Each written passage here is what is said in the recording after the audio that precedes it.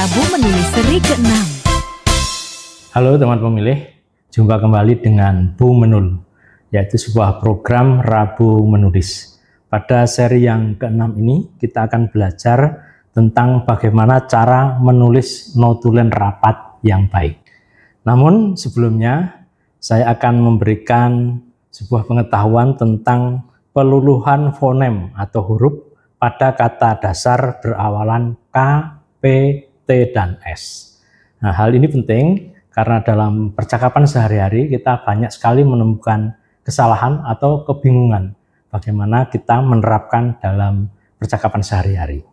Misalnya, kata dasar koordinasi ketika mendapatkan imbuhan me dan kan, maka menjadi mengkoordinasikan atau mengoordinasikan, bukan mengkoordinasikan. Kemudian kata dasar pesona ketika mendapatkan imbuhan me, maka yang benar adalah memesona, bukan mempesona. Kemudian menambah, bukan mentambah. Jadi kata dasarnya tambah, mendapatkan imbuhan me, yang benar adalah menambah, bukan mentambah.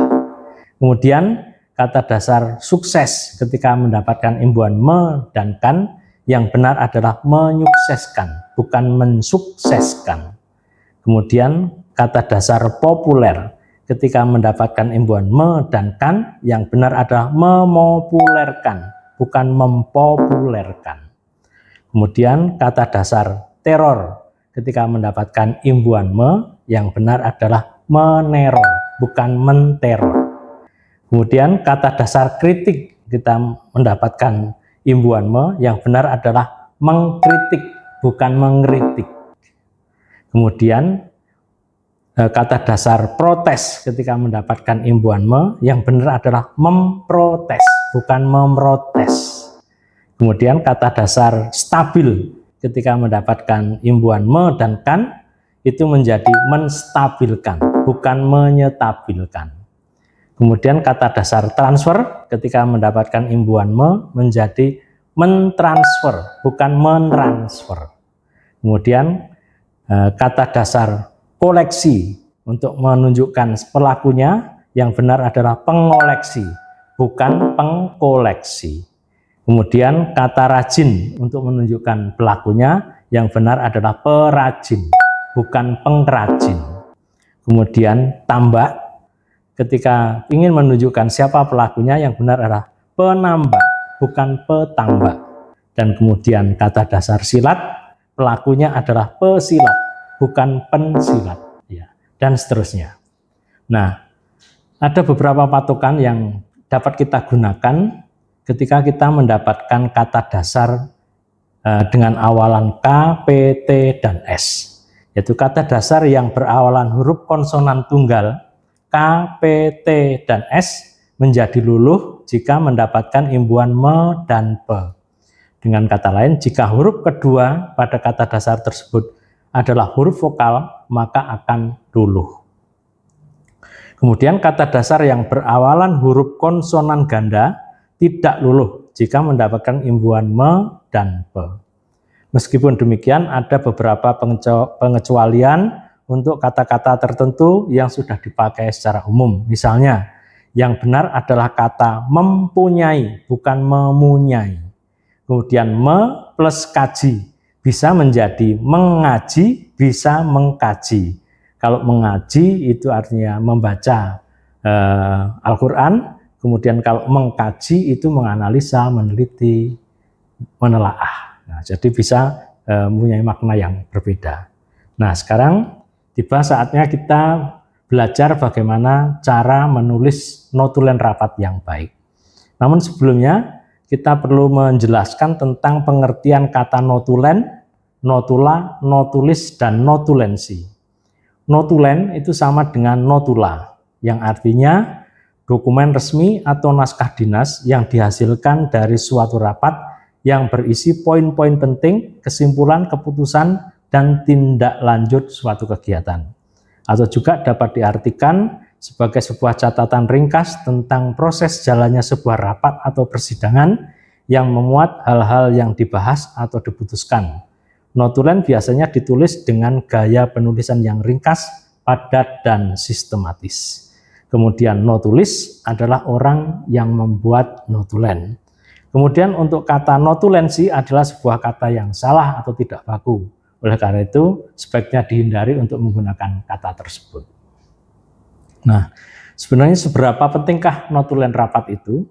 Notulen rapat sangatlah penting sebab notulen berfungsi sebagai memori atau dokumen penting untuk suatu rapat.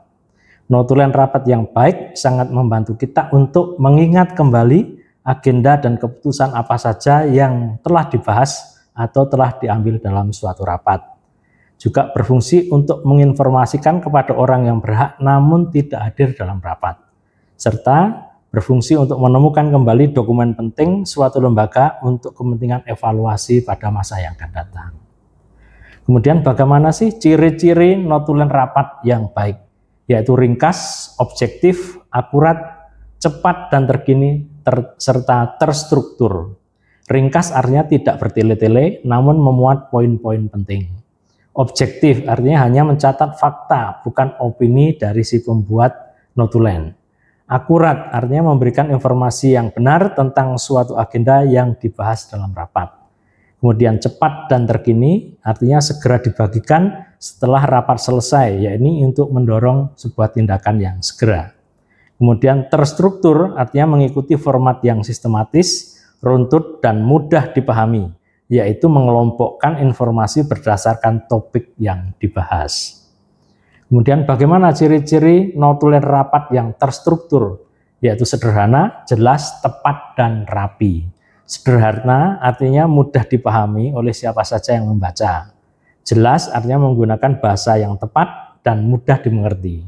Tepat artinya mencakup semua poin penting tanpa informasi yang berlebihan.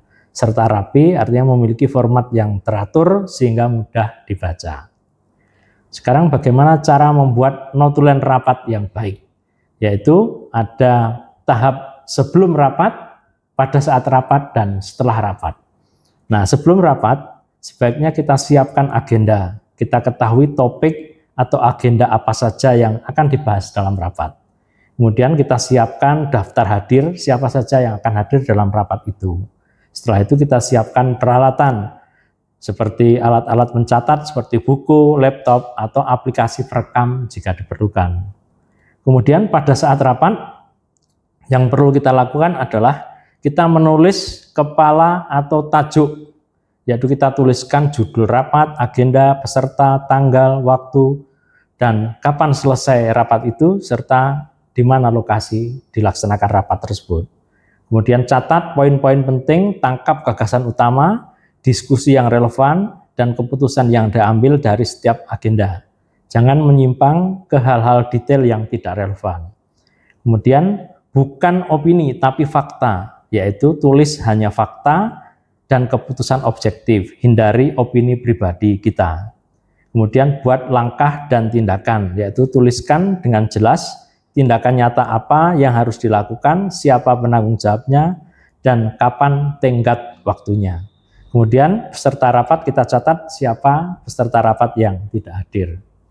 Kemudian setelah rapat selesai, kita selesaikan notulen sesegera mungkin setelah rapat, sehingga ini bertujuan untuk menjaga akurasi dan mendorong tindakan segera. Kemudian susun dengan format terstruktur, yaitu gunakan format yang sistematis. Bisa menggunakan teknologi atau aplikasi yang membantu untuk membuat setiap poin menjadi penting dan lebih jelas, menarik, dan mudah dipahami. Kemudian bagikan notulen. Kirimkan salinan notulen kepada semua peserta rapat, termasuk yang tidak hadir, agar semua orang mendapatkan informasi yang cepat dan akurat. Serta yang terakhir, kita siapkan agenda untuk rapat selanjutnya. Jadi jika sudah ada informasi yang jelas tentang agenda rapat berikutnya, bisa kita sampaikan pada notulen tersebut. Nah, ini akan saya sampaikan sebuah contoh format notulen rapat. Barangkali bisa menjadi sebuah referensi yang dapat dikembangkan sesuai dengan kebutuhan. Ditulis misalnya notulen rapat mingguan KPU Kabupaten Klaten, itu sebagai judul atau tajuknya.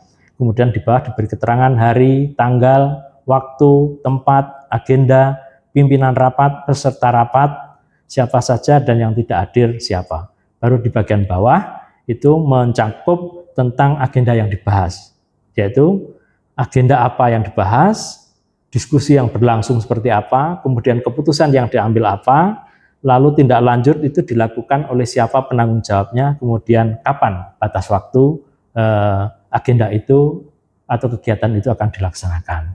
Nah, demikian bagian-bagian penting yang dapat saya sampaikan pada bagaimana kita membuat notulen rapat yang baik. Nah, kesimpulannya adalah dalam membuat notulen rapat yang baik dan terstruktur, kuncinya adalah mempersiapkan dengan baik, mencatat dengan cermat, serta menyusunnya dengan format yang sistematis, menarik, dan mudah dipahami. Nah, itu teman pemilih. Selanjutnya pada edisi berikutnya, pada seri berikutnya kita akan belajar bersama bagaimana membuat materi presentasi yang baik. Nah, oleh karena itu nantikan dan ikuti seri Bu Menil berikutnya. Salam literasi. Prabu menulis seri ke-6.